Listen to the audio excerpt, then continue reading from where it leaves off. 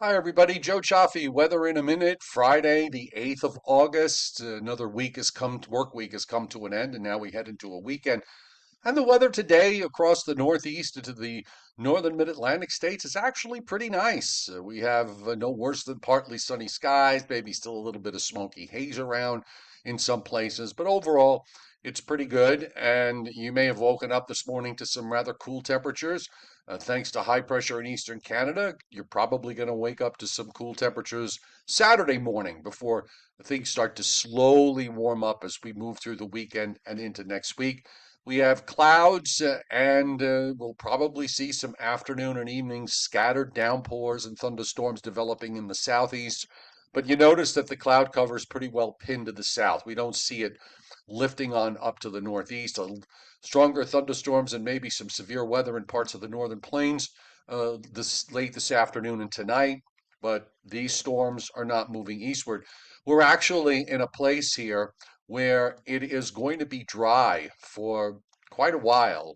For the last 3 or 4 days, we've been noting the minimal amount of precip that's being forecast by the Weather Prediction Center. And now we're taking it to next Friday night, and you'll notice that in the Northeast, that light green represents 1/100th of an inch.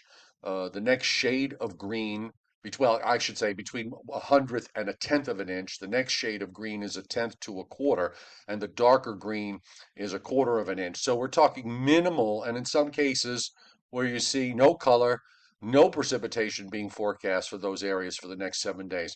It's a little bit of a different story along the southeast coast and down in Florida, where we have some tropical moisture producing several inches of rain in some places, and severe weather and some flash flooding possible from northern Missouri into southern Iowa over the coming days.